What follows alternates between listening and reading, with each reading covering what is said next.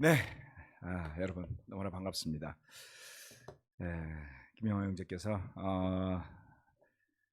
벽실을 모판에 넣어서 자라게 한다.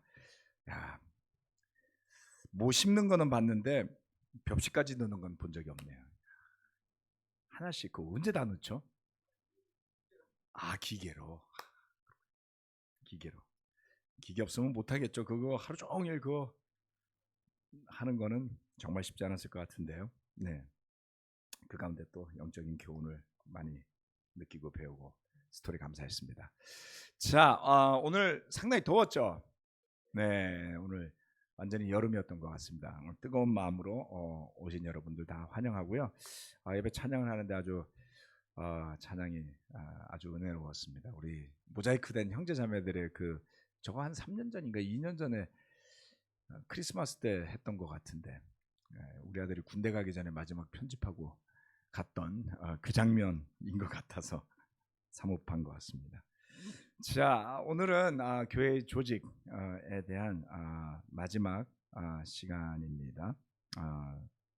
지난 시간에 복음 전도자, 오늘은 장로에 대해서 말씀드리는 시간 맞죠? 네, 다 까먹으셨나 보네요. 네, 저도 체크해 놓고 합니다.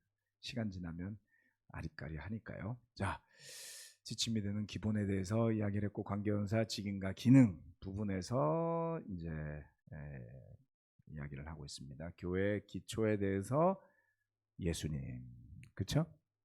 교회 기초는 목사가 아니다. 여러분 자신도 아니다. 여러분 자신의 생각도 아니다. 예수 그리스도입니다. 오직 예수님만 그 교회의 머릿돌이시고 모든 근본이 되신다라는 거지요. 자, 그리고 관계와 은사에 대해서 지체의 역할에 대해서 말씀을 드렸습니다. 이 부분에 대해서도 사실 많은 사람들이 관심을 많이 두지 않아요. 교회 와서 하고 싶은 일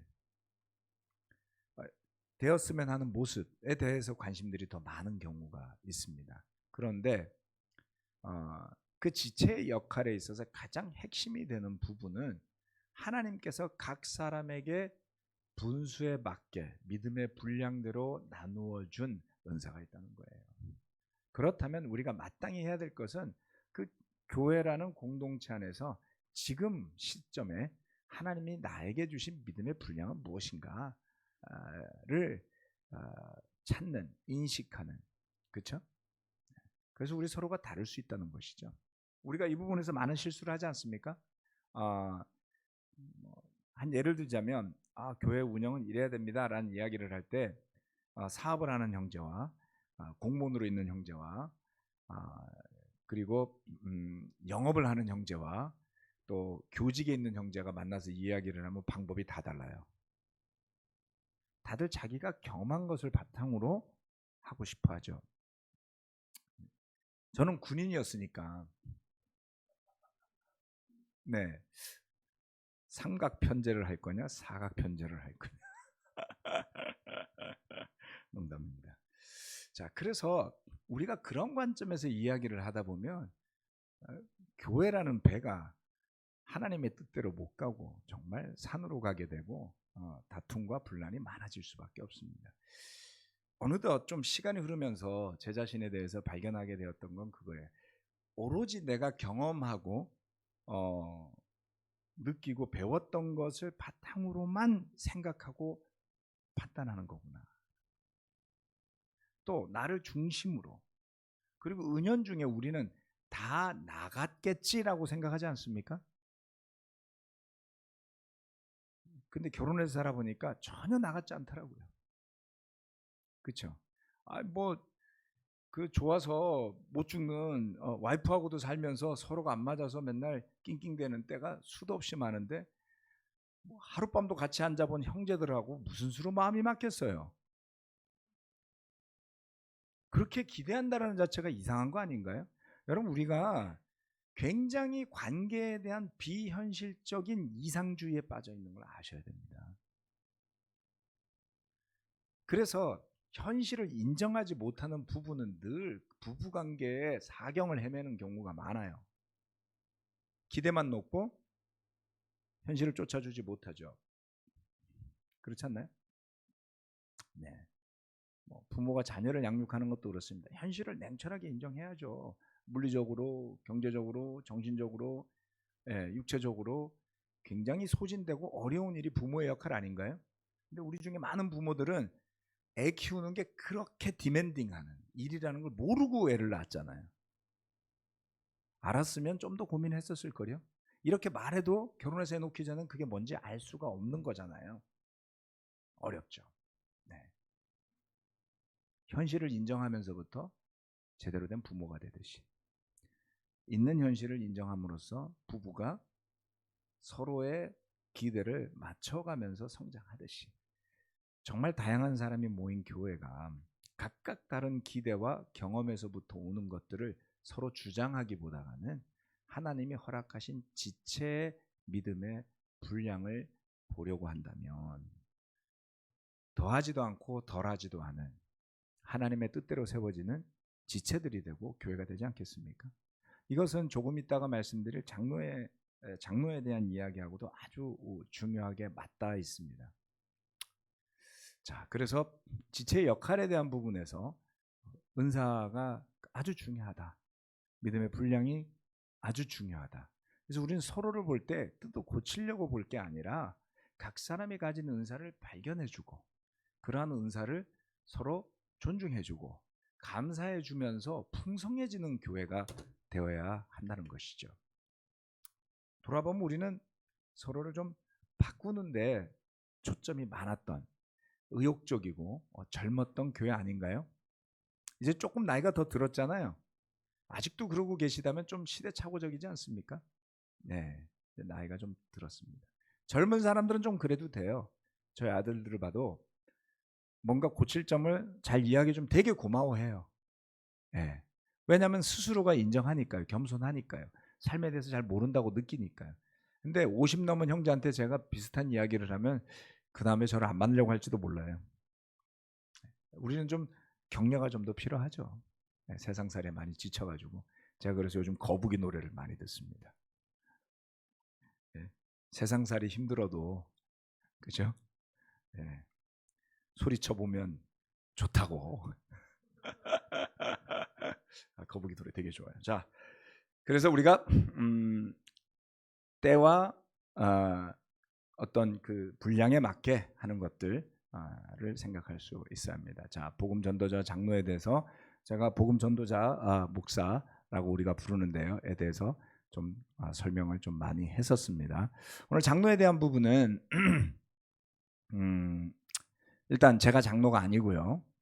그 다음에 그럼에도 불구하고 제가 장로에 대해서 굉장히 오랫동안 고민했었다라는 겁니다. 자, 그래서 아무튼 이벤젤리스트에 대해서 리더들을 세울 수 있는 역량이 있어야 한다라는 부분을 지난번에 마지막으로 이야기했던 것 같고요.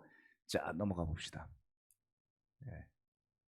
네, 장로에 대해서 오늘 같이 말씀을 나누겠습니다. 사도행전 11장 27절로 30절 말씀인데요. 뭐 읽지 않겠습니다. 내용이 좀 많으니까요. 여기에 보면 장로들에게 그 바나바와 사울 편에 구제금을 모아서 보낸 일이 있었습니다. 그리고 사도행전 20장에 가면 구체적으로 바울이 본인이 선교를 했고 세웠던 에베소 교회 장로들을 모아서 권면, 부탁을 하는 장면이 나오죠. 그래서 말씀드렸다시피 교회가 세워질 때 그 단계와 여건에 맞게 역할을 하는 사람들이 세워지는 걸 볼 수가 있죠. 그래서 장로를 어떻게 세워야 한다, 왜 세워야 한다, 그 과정이나 이런 거를 사도행전은 자세하게 설명하지 않습니다. 다시 말해서 성경 말씀은 우리가 궁금해하고 우리가 알고 싶어하는 내용 중심으로 쓰여져 있지는 않아요. 그 성경을 기술해 나가는 성령님의 인도하심을 따라서 기록되어진 거기 때문에 좀 그런 궁금증들은 늘 가지고 관심 있게 지켜보면서 가는 수밖에 없습니다. 사도행전에서는 그런 내용이 생략된 채로 갑자기 어느 날 장로가 특 등장을 하죠. 그렇죠? 에베소에서 언제 세웠는지 몰라요. 그런데 세워진 지 얼마 되지 않는 에베소 교회에 벌써 장로들이 있었습니다. 그런 것들을 알 수 있죠. 자, 그래서 초대교회라고 할 수 있는 예루살렘 교회로부터 시작해서 사도 바울이 선교를 펼쳐나가면서 신약 성경, 특히 사도행전에 언급된 교회 이름이 언급된 교회도 있고요. 그리고 교회 이름이 언급되지 않았지만 교회가 있어 보이는 도시들도 있습니다. 그러니까 모든 교회 이름을 다 나열해 놓은 것은 아니다. 그런데 분명한 것은 초대교회에 시간이 흐르면서 교회 리더십이 세워져 가고 특별히 그 가운데 장로가 있었다는 것은 분명한 사실입니다. 예. 그래서 흥미롭게도 사도행전 14장 21절로 23절 말씀을 보면 이게 지금 전도여행을 하고 있는 초기잖아요. 그렇죠? 14장 21절로 23절. 바울과 바나바는 그 성에서 복음을 전하여 많은 제자를 얻은 뒤에 루스드로와 이고니온과 안디옥으로 되돌아갔다. 그들은 제자들의 마음을 굳세게 해주고 믿음을 지키라고 권하였다. 그리고 또 이렇게 말하였다. 우리가 하나님 나라에 들어가려면 반드시 많은 환난을 겪어야 합니다. 그리고 그들을 위해서 각 교회에서 장로들을 임명한 뒤에 금식을 하면서 기도하고 그들이 믿게 된 주님께 그들을 맡겼다. 자, 선교 여행을 시작한 지 얼마 되지 않아서 세워진 교회들에서 각 교회별로 장로들을 임명했다 그랬어요. 이게 이해가 되세요? 우리 교회는 지금 30년이 넘었는데 아직도 장로가 없잖아요. 뭐가 문제인 거죠? 네. 자, 꽤 오랜 시간이 지났는데도 불구하고 우리 서울교회를 기준으로 말씀을 드리겠습니다. 우리 교회가 장로를 세우지 못한 이유는 무엇일까요? 기대가 높아서요? 그렇죠? 기대 분명히 높아 보이죠? 네.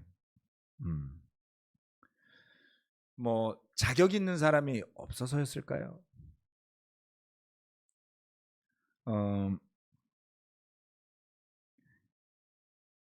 흔히들 그런 이야기 하죠. 롤 모델이라고. 그렇죠?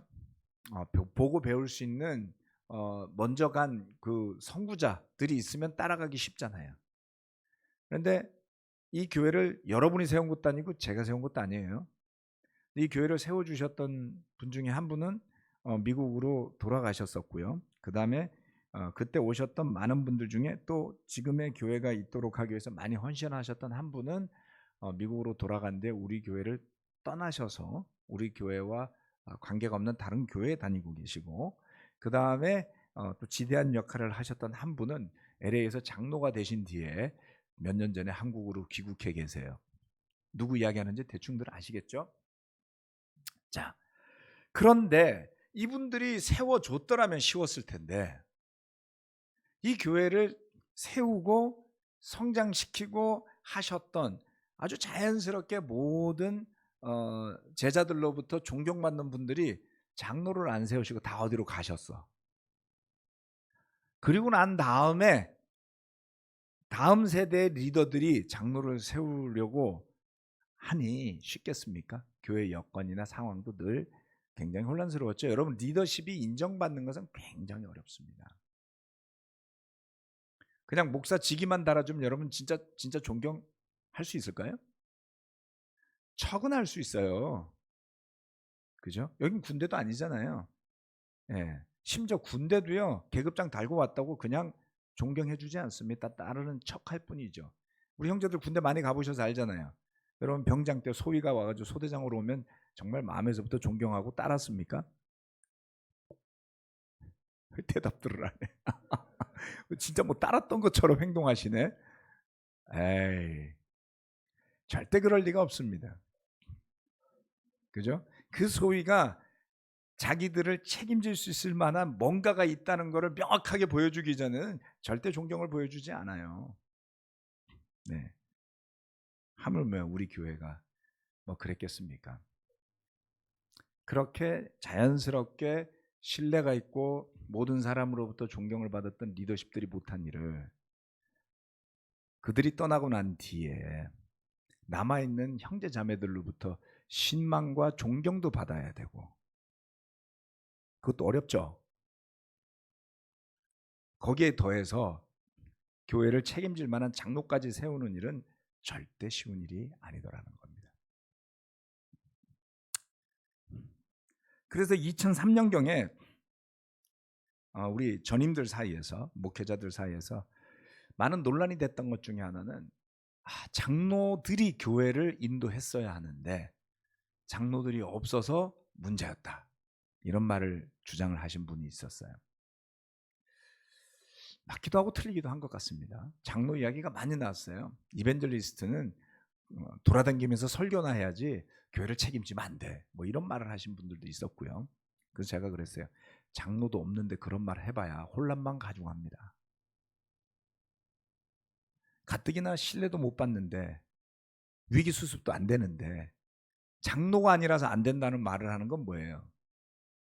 위기를 더 부추기는 거잖아요. 그런데 또 어떤 분은 그게 좋았나 봐요. 근데 그렇게 주장하신 분들이 감독회를 구성을 하는데 중책을 맡게 됐고, 그런데 그분들이 장로 임명을 안 하시고 1년 뒤에 해산하시더라고요. 좀 아쉬운 대목이 그거죠. 그 주장을 할 거면 계획도 있어야지 되고, 위기 수습을 하도록 장로들을 세운 다음 그 장로들에게 교회를 책임질 수 있는 권한을 주고 형제 자매들이 따를 수 있도록 독려해주고 격려해주면서 물러났다면 얼마나 좋았을까. 그러니까 말처럼 쉬운 일이 아니라는 거죠. 저는 지금 그분들을 비난하는 게 아닙니다, 여러분. 말처럼 쉬운 게 아니라고요. 예. 자, 그래서 누구를 탓하는 것은 의미가 없습니다.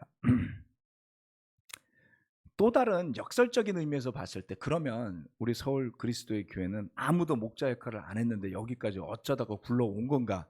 그거는 아니에요, 여러분.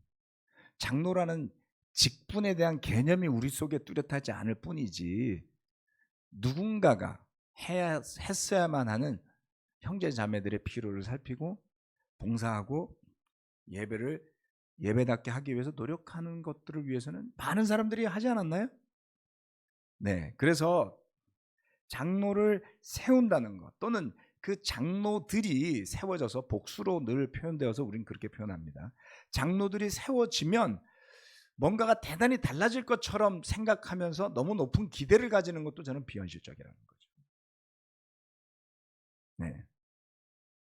2014년에 우리가 시리전을 떠나서 오렌지 카운티 교회와 연결하기로 했습니다. 그 당시는 PSW가 뭔지도 몰랐고요. 그리고 PSW도 아니었을 거예요. 사우스 웨스트였습니다. 우리가 들어가고 몽골이 들어가고 뭐 이러면서 나중에 퍼시픽 사우스 웨스트로 좀 더 확대가 된 걸로 저는 알고 있는데 혹시 틀릴지도 몰라요. 근데 합쳐지고 나면서, 같이 합쳐진 게 아니라 연결이 됐죠. 연결이 됐는데 보니까 제가 알고 있던 박정호 목사님이 장로가 되어 계시더라고요. 근데 되게 좋았어요. 왜냐하면 여러분들에게는 뭐 이 교회 전체 뭐 리드 이벤젤리스트 했고 뭐 천몇백 명을 인도했고 뭐 부산 미션팀을 인도했고 막 그런 목사님 뭐 이렇게 생각하지만, 그냥 저는 그냥 친한 형이라고 생각하거든요. 네. 제가 세례받을 때부터 쭉 같이 해왔던, 뭐 저보다 상급자고 뭐 저의 뭐 상사고 뭐 이런 개념이 저에게는 없었습니다. 왜냐면 우리는 브라더후드가 중요하잖아요. 그렇죠? 예, 우리 형제잖아요.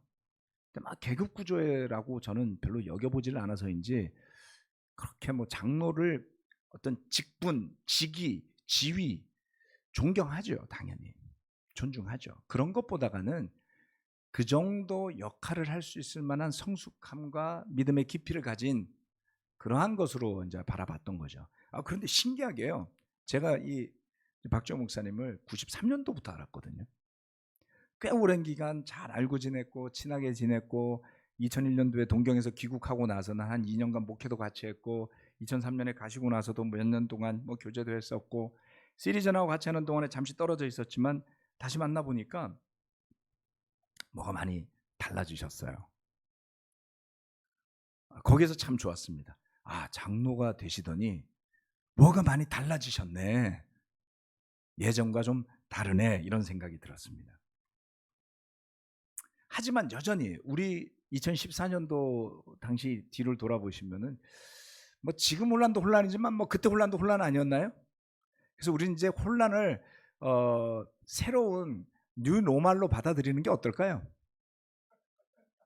그냥 늘 혼란스러울 거예요. 아멘.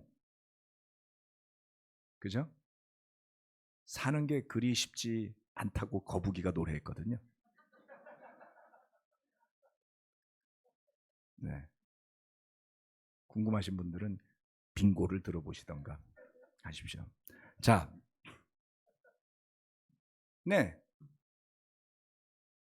혼란이 있었죠. 그런데 그런 혼란 속에서 저의 포커스는 어떻게 해서든지 그것을 추스리는 데 가 있었는데 2015년도 16년도 되면서 당시에 장로셨으니까 우리 박 장로님이 셰퍼딩 훈련을 해야 된다 뭐 이런 이야기를 하시기 시작하는 거예요. 막 정신 사나웠잖아요. 여러분 우리 1부 3부 예배 나누고 뭐 하여튼 뭐 여기 계신 여러분들 중에도 막 정신 사나운 분들 많았거든요. 근데 셰퍼딩 훈련을 해야 된다는 거예요. 그래서 셰퍼딩이라는 말도 알겠고 훈련이라는 말도 알겠는데 셰퍼딩 훈련은 또 뭔가 모르겠는 거예요. 여러분 셰퍼딩 훈련 받아보셨어요? 단어는 알아듣겠는데 그런 용어를 갖고 뭐를 해보지 않았었단 말이에요. 개념이 새로운 거죠. 그래서 셰퍼딩 훈련을 한다고 각 교회별로 사람들 뽑아 세우라 그랬어요. 글쎄요, 뭐 그래서 저는 얼추 그냥 바이블톡 인도자 그룹 안에서 셰퍼딩 할 만한 사람들이라고 생각되는 사람들의 부탁을 했고, 그래서 여기 잠실교회에서 모였었어요. 제가 말씀드렸죠. 분당에서도 오고 어디서도 한 보니까 한 60명 되더라고요. 이게 도대체 뭘 하는 거지? 이해가 안 가요. 그래서 1년 내내 지켜봤다고요. 그래서 제가 이 말씀 지금 설명을 여러 번 해갖고 여러분 기억나시는 분도 있겠죠, 그렇죠? 지금쯤이면. 그런데 셰퍼딩 훈련을 한다고 하는데 1년을 지켜보니까 매달 하라고 했어요. 격달로 하라 그랬는데 아무튼 그랬는데 박재호 장로님이 올 때는 많이 오고 안 오면 반도 안 와. 기억나시는 분들 계시죠? 가만히 보니까 오는 사람들이 자기가 왜 와야 하는지를 잘 모르는 것 같아. 그 뭘 해야 되는지는 박 장로님만 알고 있어. 나머지는 하래니까 하는 거예요. 한 1년을 지켜본 결론이 제가 그랬습니다. 그래서 제가 부탁을 드렸어요. 1년이 지나 1년을 관찰한 뒤에 2017년도부터는 셰퍼딩 훈련을 오실 때만 해주세요. 안 오실 때는 집중도 되지도 않고 사람들도 오지도 않고 그냥 모임을 위한 모임이 됩니다. 그렇게 좀 바꿔주세요. 그랬더니 알아들으셨어요. 그래서 그 해부터 그렇게 됐죠. 그리고 우리 박힌 집사님은 언제부터 그 셰퍼딩 훈련 받으셨죠? 본격적으로? 17년도였나 그랬죠. 그래서 그렇게 하면서 한 1년을 지켜보니까 저도 감이 잡혔어요. 했던 일이 아니니까 모르는 거죠. 아, 이런 게 필요하구나. 1년, 2년, 3년, 4년 지켜보고 우리 박 집사 부부, 그다음에 김성민 집사 부부 미국에도 보내서 훈련도 가라고 보내도 보고 등등등. 나중에 우리 전병희 집사 부부도 집사로 세워지고 나서 셰퍼딩 훈련 받으라고 하고 이렇게 가다가 보니까 저도 이제 겨우 감이 생긴 거예요. 몇 년 걸렸냐고요? 야, 목회가 지금 93년도부터 제가 지금까지 30년째 아니에요? 25년째가 되어도 셰퍼딩 훈련하는 것에 대한 개념이 서 있지 않았다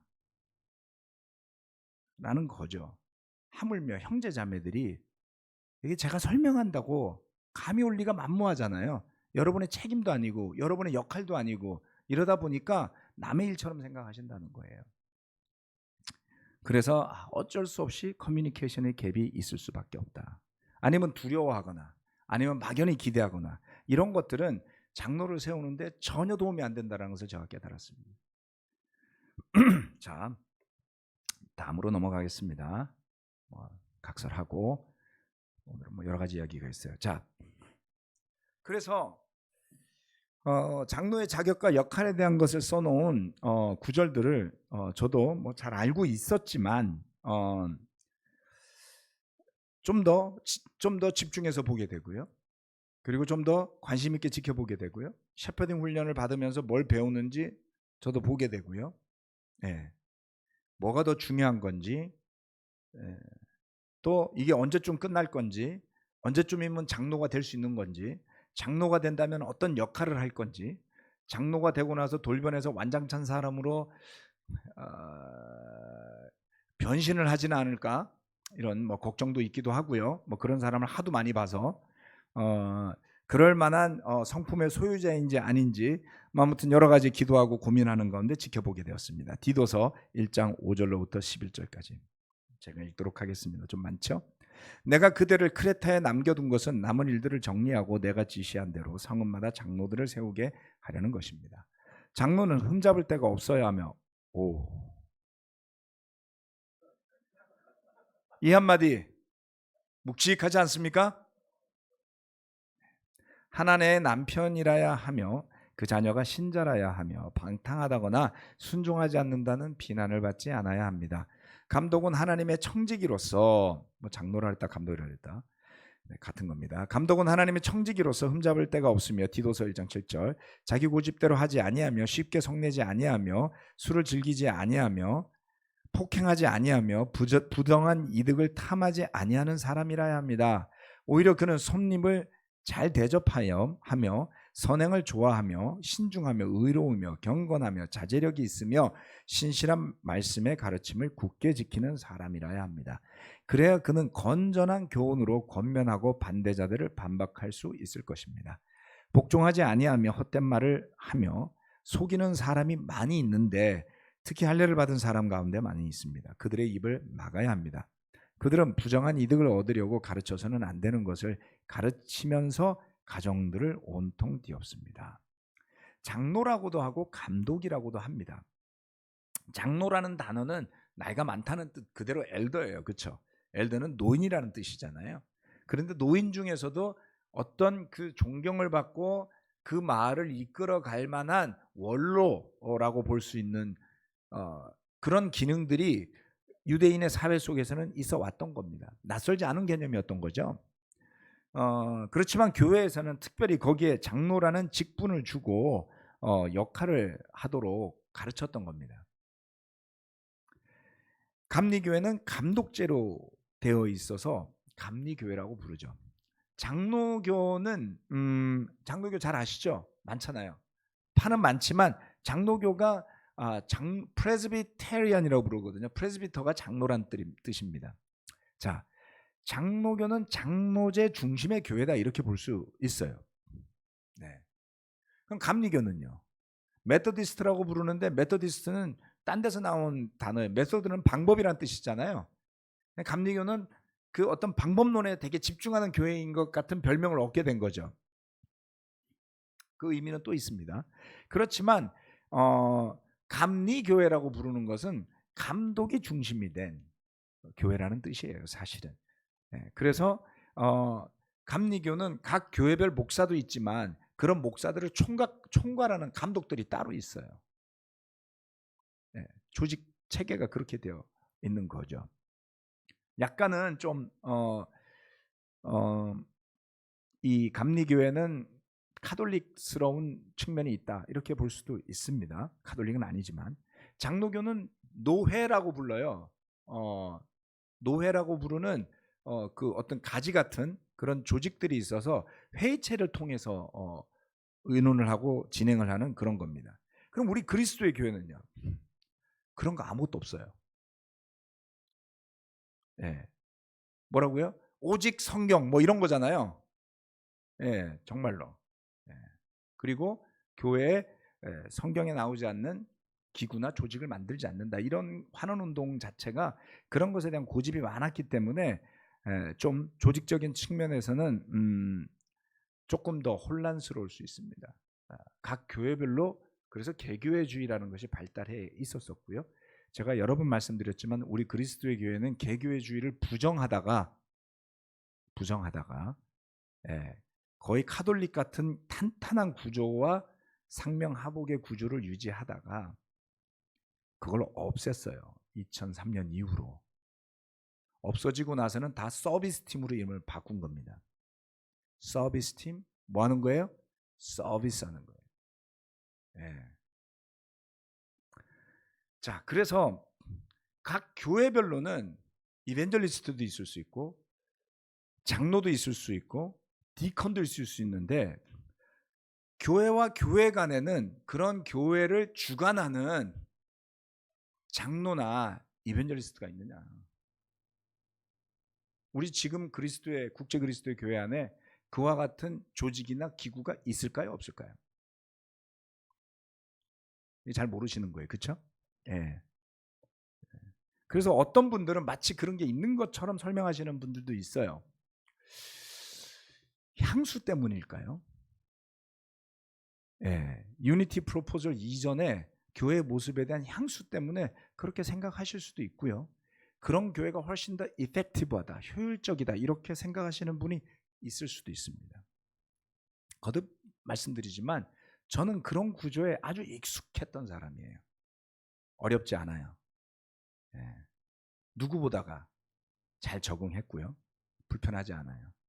성경적으로 보면 과연 교회와 교회들 간의 관계가 그래야 하느냐라는 부분에 있어서는 지금은 생각이 많이 바뀌었습니다. 교회는 효율성보다는 더 중요한 게 있죠. 예컨대 가정을 예로 듭시다. 가족은 효율성보다 더 중요한 게 있지 않나요? 가족. 빨리빨리 하면 다 좋은 건가요? 그렇죠? 가족이 돈만 잘 벌면 되는 건가요? 네. 가족은 효율적인 집단이 결코 아니에요. 그렇죠? 여러분의 가정이 효율적으로 되려면 군대 내무반을 따라가는 게 제일 나을 거요.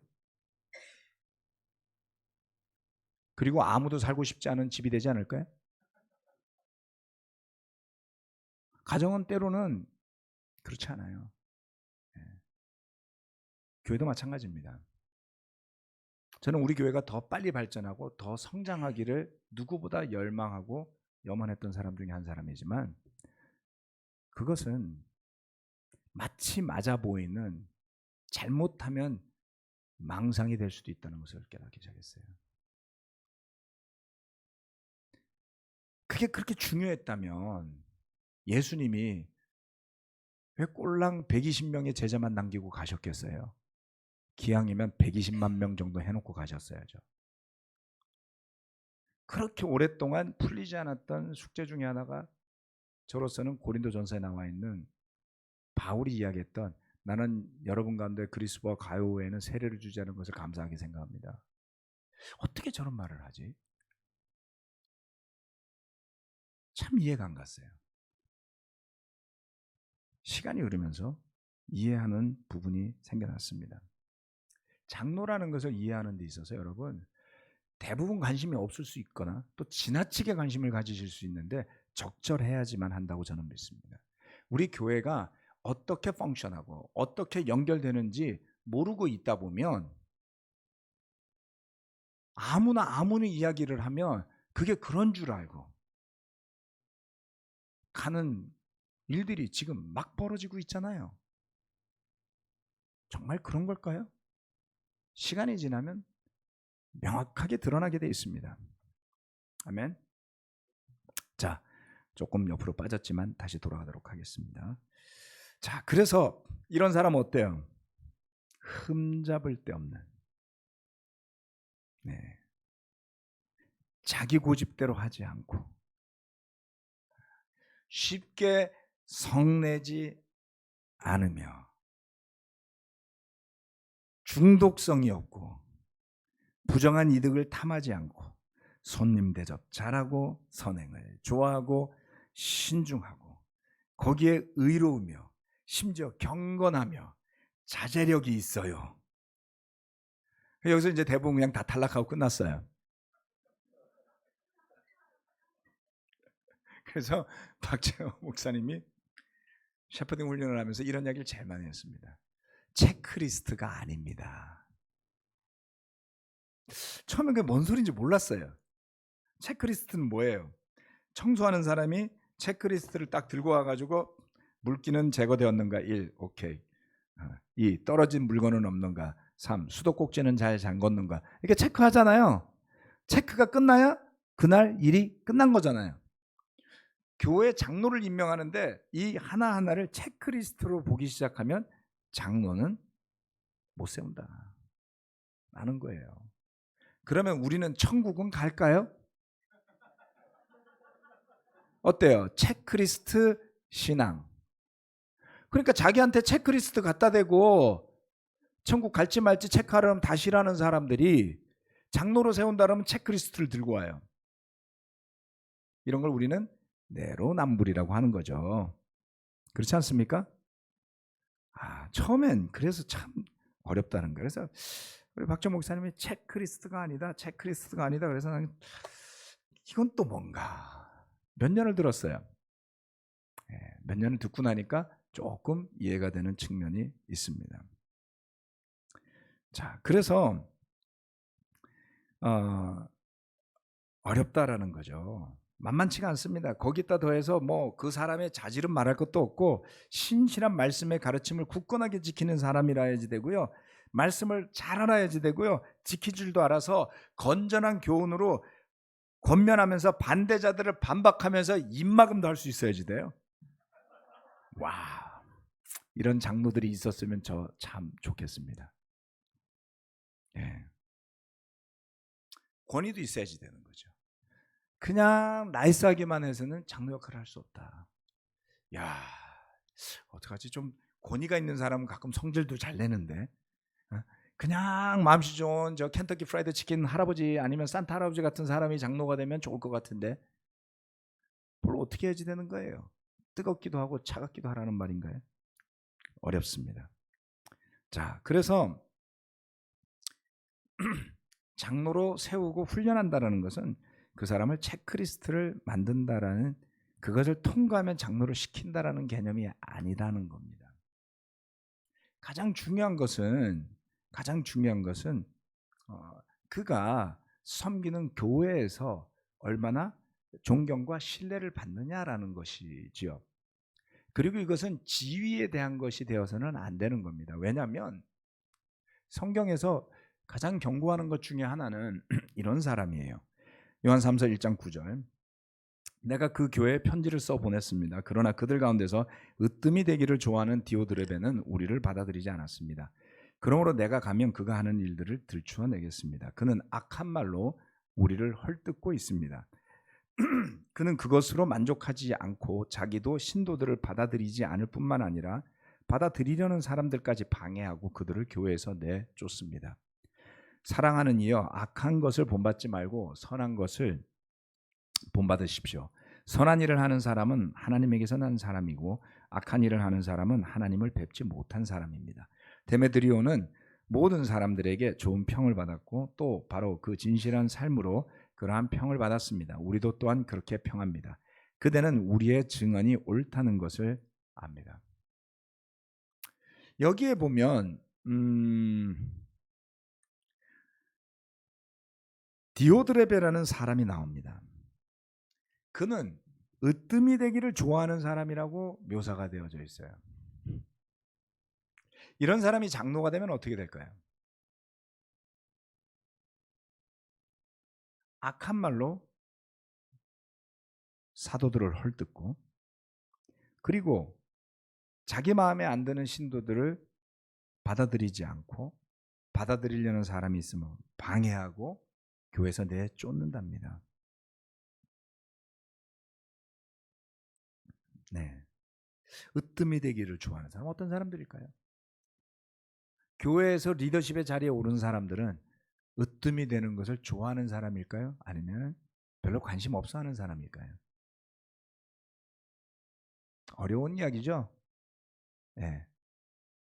그래서 우리 교회가 한때 모두가 그냥 바이블 투 인도자도 되고 싶어하고 전임 인도자도 되고 싶어하고 미션팀이면 다 가고 싶어하고 그랬던 때가 있어요. 좋은 현상이라고 저는 믿습니다. 그러다가 어느 순간부터 바이블 투 인도 아무도 안 하려고 하고 전임으로 일하는 거 아무도 안 하려고 하고 잘 시켜주지도 않고 하려고 하지도 않고 이런 때가 왔죠. 저는 좋은 밸런스가 잡혔다고 믿어요. 얻는 혜택과 이익보다가 해야 할 희생이 크면 아무나 함부로 하려고 안 하겠죠. 성경에 나오는 리더십은 섬기는 사람이라고 그랬잖아요. 그러니까 고생스러운 자리가 맞다고요. 그렇죠? 아버지가 집안에서 TV 리모컨 딱 잡고 서가지고 혼자 맨날 돌리고 컴퓨터도 함부로 못 쓰게 하고 물 가져와라, 밥 가져와라, 청소해라, 문 닫아라, 문 열어라 이런 것만 하고 있으면 집안 사람들은 노예 아니에요? 교회 리더가 이래라 저래라만 하고 있으면 이런 거죠.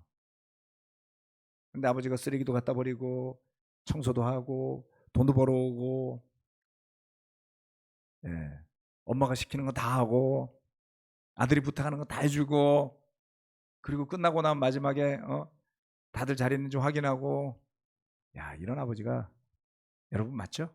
아멘. 네. 글쎄요, 뭐 아버지는 피곤합니다. 그런데 으뜸이 되기를 좋아하는 아버지가 있는 가정은 어려울 거예요. 으뜸이 되기를 좋아하는 리더가 있는 교회, 만약에 장로가 그런 사람이라면 위험하지 않을까요? 으뜸이 되기를 좋아하는 사람이라는 사람은 손에 물 묻히는 것과 진흙에 발을 담그고 싶어 하지 않으면서도 남들이 알아주는 역할을 하기를 좋아하는 사람, 저는 이렇게 해석해 봤습니다. 자신은 남의 말에 귀 기울이지 않으면서도 남에게는 이래라 저래라 하는 것을 좋아하는 사람. 어떤 조직이건요, 적당히 성공한 사람들 가운데 이런 부류의 사람들이 있기 마련입니다. 자기는 고생하지 않고 자기는 양보하지 않는데 적당한 리더십의 자리에 올라가 있는 사람 어느 조직에나 있지 않습니까? 우리 교회는 없었을까요?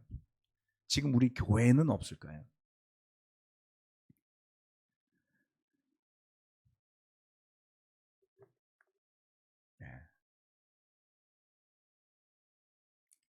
정말 생각해 봐야 할 부분이라고 저는 믿습니다.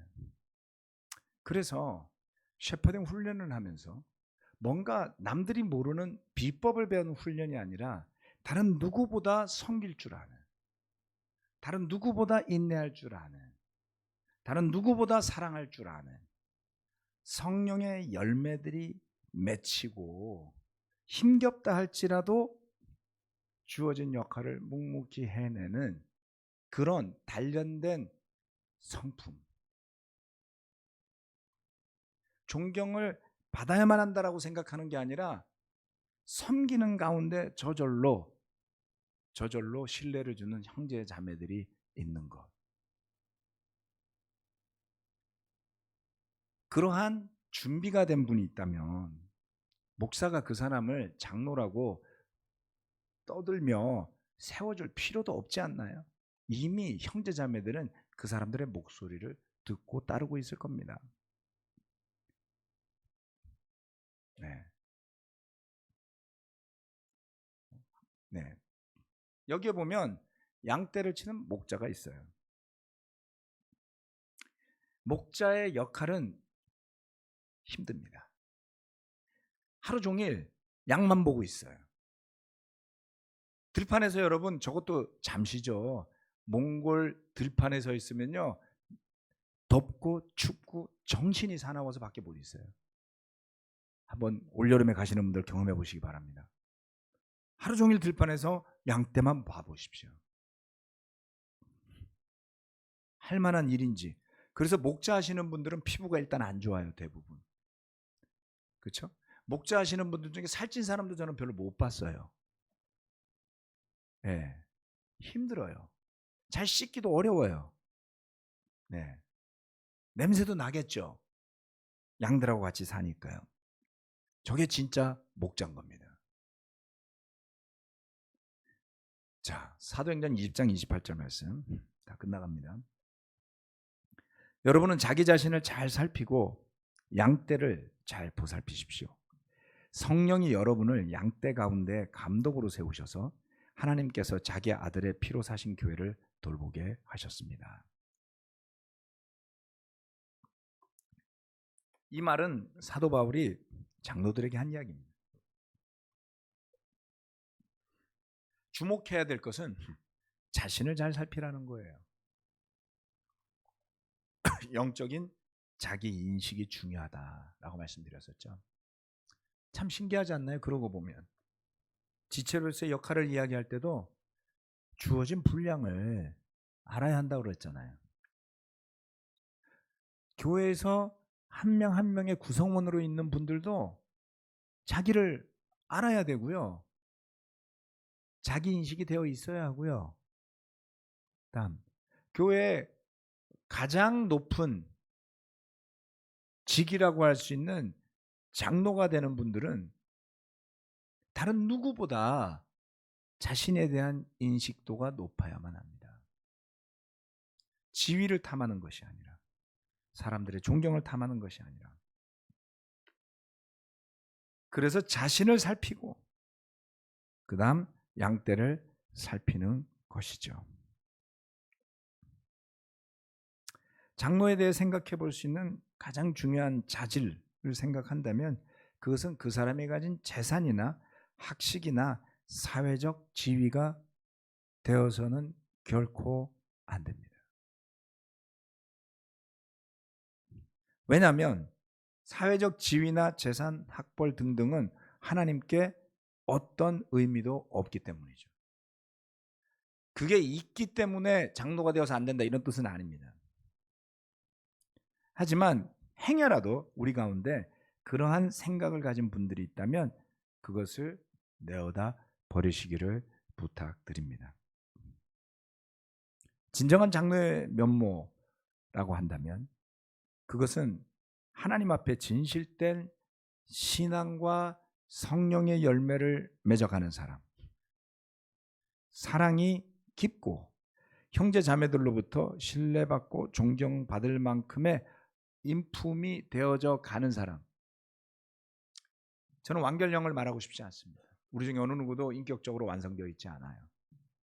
그래서 저 사람의 약점을 찾아내라 그러면 아주 손쉽게 찾아낼 수 있지 않습니까? 특히 우리 잠실교회에 있는 리더십 그룹은 저의 약점을 너무 잘 알아요.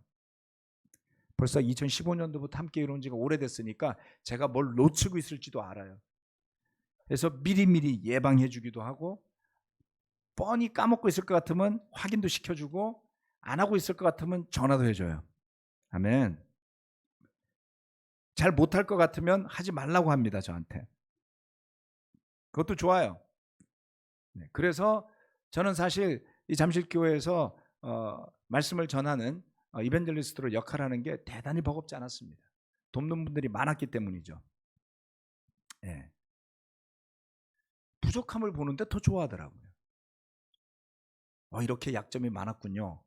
그걸 몰랐단 말이에요. 멀리서 보면 안 보이죠. 가까이 오면 보이죠. 그런데 어느 누구도 그런 사람 있긴 있었군요. 네. 대부분의 사람들은 그런 저의 약점을 보고 당신은 자격이 없어 이러지는 않더라고요.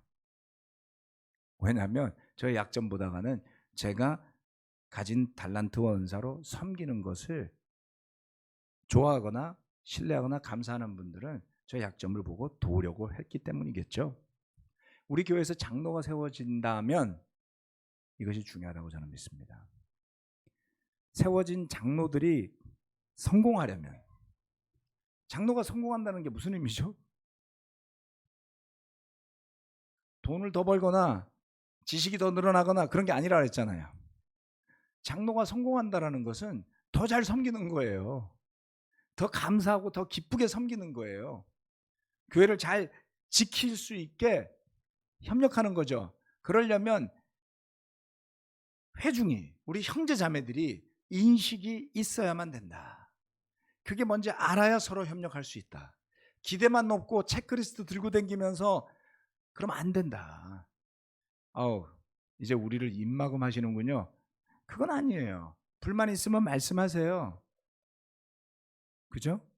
근데 이 차이가 달라요. 부족한 점을 보고 이야기해서 그거를 인식하고 있으면 충분하지 않나요? 그걸 모르면 계속 이야기하려고 그럴 거 아니에요. 그렇죠? 예. 또 하나 여기서 중요한 게 있어요. 여러분이 말하는 게 진짜 맞는 말인지는 여러 사람한테 확인해 봐야 됩니다. 혼자 생각에 빠져가지고 맞지도 않는데 그게 맞다고 주장하면서 계속하면 그거 사람을 요즘 하는 말로 가스라이팅 하는 게 되죠. 내 주장이 과연 주장할 만한 것인지도 살펴보셔야지 돼요. 그래서 장로는 고집스러운 사람이 되면 안 된다는 겁니다. 고집스러운 사람은 스스로 마땅히 살펴야 할 것을 살피지 않기 때문에 많은 사람에게 피해를 줄 수 있기 때문에.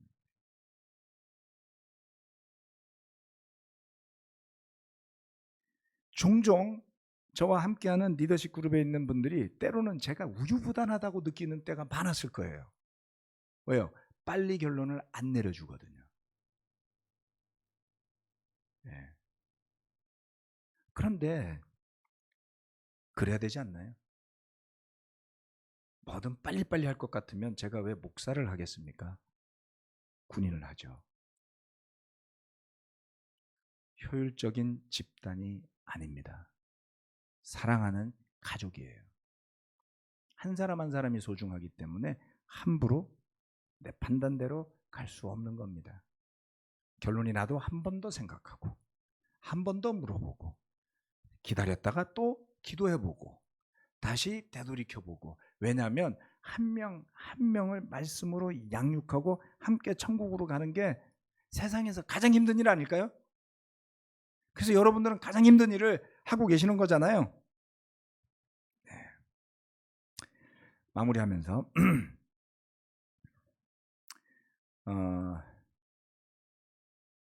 제가 지난 몇 년간 다양한 장로분들을 만나봤습니다. 참고로 말씀드리면 리더십에 대한 저의 기준은 결코 낮지 않습니다. 오히려 높다고 봐야 될 거예요. 네. 높습니다. 네. 하지만 높다라는 의미는 제 스스로에게 가졌던 가혹한 기준들 때문에 그랬던 것 같아요. 그래서 저와 함께 일하는 리더가 되는 것은 상당히 어렵습니다. 네. 저와 함께 일했던 전임 중에 한 분이 저한테 이렇게 하겠어요. 형은 다른 사람에게, 다른 리더들에게 너무 가혹한 잣대를 대는 것 같아. 그렇게 안 했으면 좋겠어. 그랬던 게 사실이거든요. 그래서 그런 기준으로 가지 않으려고 노력을 많이 했습니다. 그럼에도 불구하고 제가 지난 세월 동안 우리 교회 안에 여러 장로들과 교제 나누고 배우고 하면서 제가 만났던 대부분의 장로들은 분명 자질이 있고 소속 교회에서 인정을 받고 역할을 하는 분들이라고 저는 믿어요.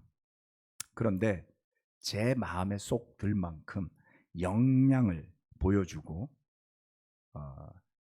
그러한 영향력을 보여주는 사람들은 제가 경험한 범위 안에서 많지 않습니다. 제가 까다롭다는 이야기죠. 그래서 우리 잠실교회에서 셰퍼딩 훈련을 받고 있는 분들이 저의 바람으로서는 정말 제가 봐서도 탐복할 만한, 내지는 제가 봐서 정말 배울 게 있다라고 여겨지고 느껴질 만한 그런 장로들과 연결되기를 바랬고요. 그런 분들과 연결되어 있고요. 그런 분들로부터 훈련받고 있기에 저는 감사하게 생각합니다. 제가 다른 장로들을 무시한다는 뜻이 아니에요. 그런 뜻은 아닙니다. 하지만 저에게 마땅히 배워야 할 기회가 주어진다면 저는 정말 제가 배우고 싶은 사람에게 배우고 싶어요. 그렇지 않나요? 그래야 만족감이 커질 거 아니에요. 이건 다른 분을 무시하는 거 아니에요. 여러분 오해하지 마세요. 그래서 이 잠실교회를 대표하는 장로들이 세워질 때 저는 그분들이 저도 탐복할 만한 자질을 가진 분들로부터 훈련받기를 바라는 겁니다.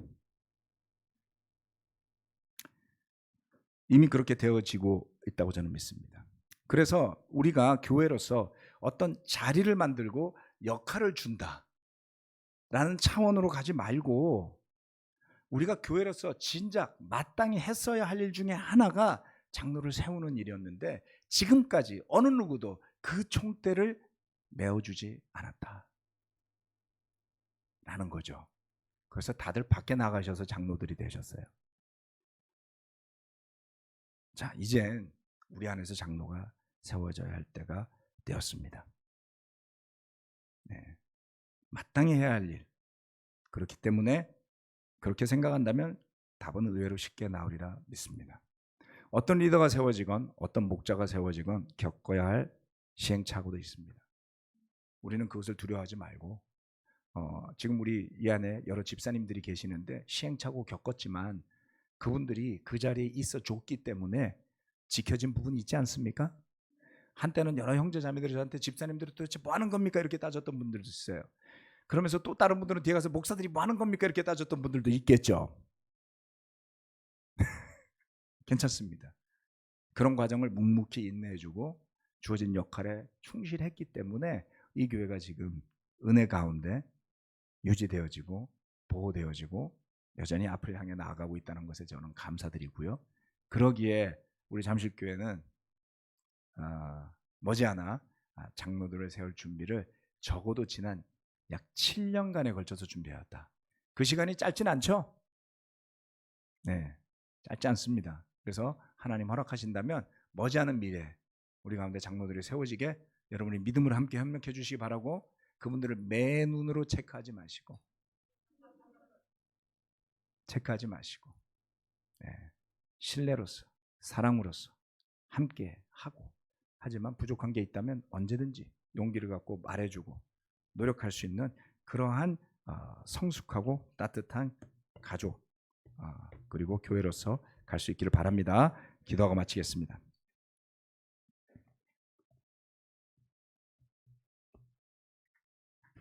하나님 아버지, 참 오랫동안 목회를 해왔지만 장로에 대해서 지난 20년간 수도 없이 많은 토론과 논쟁과 경험과 배움의 시간이 있어 왔습니다. 그 장로라는 직책에 대한 열망을 가진 사람들도 봤고요. 장로가 되었다가도 결국 그 역할을 계속 수행할 수 없는 어려운 지경에 처해서 그만두신 분들도 봤고요. 정말 어떤 분은, 특히 알베르 장로님 같은 경우는 연로하셔서 더 이상 교회를 대표하는 공무를 직위를 갖고 수행할 수 없어서 이제는 모든 직책을 내려놓으시는 경지에까지 이르는 분도 봐왔습니다. 주님, 얼마나 어려운 자리입니까? 때로는 제 마음속에 아쉬움도 있었습니다. 교회를 세우신 분들이 좀 더 진작에 장로들을 세워놓고 교회 기틀을 마련해 주셨더라면 따라가는 후진들이 좀 더 쉽지 않았을까 하는 생각도 해봤습니다. 하지만 모두 부질없는 생각이었고요. 지금 이 자리에 함께 모여있는, 또 함께 예배드리는 우리 형제 자매들이 합심하고 뜻을 모아서 우리 가운데서 훈련받고 또 우리 가운데서 함께하는, 그러면서 이 교회를 훌륭하게 목양할 수 있는 그러한 진정한 주님의 목자들이 세워질 수 있도록 저희를 축복하여 주시고, 그것을 지위나 계급으로 바라보는 것이 아니라 교회를 위해 봉사하는 각각의 주어진 은사 속에서 형제로서 함께 대할 수 있도록, 진정한 성숙함이 있도록, 그러면서도 서로의 결정에 대해서 존중할 줄 아는 그와 같은 신뢰도 자리 잡히게 되기를 간절히 기도드립니다. 특별히 오늘 이 자리에서 함께 예배드리고 유튜브로 예배 참석하는 우리 잠실교회 모든 형제자매들은 지난 1, 2년간 있었던 온갖 소문과 비방과 소란의 와중에도 잠실교회 리더십 그룹을 묵묵히 신뢰하며 지켜봐준 그러한 형제자매들입니다. 그들의 마음을 축복하셔서 훌륭히 목양받을 수 있고 또 훌륭히 목양할 수 있는 그와 같은 형제 자매들과 장로들이 되는 교회가 되기를 간절히 기도합니다. 또 한국에 흩어져 있는 부산에서부터 또 일산에 이르기까지 또 몽골에 이르기까지 우리 국제그리스도교회 모든 자매 교회들을 주님 축복하여 주시고 늘 보호하여 주시길 기도합니다. 감사드리고 예수님 이름으로 기도합니다. 아멘. 마치겠습니다.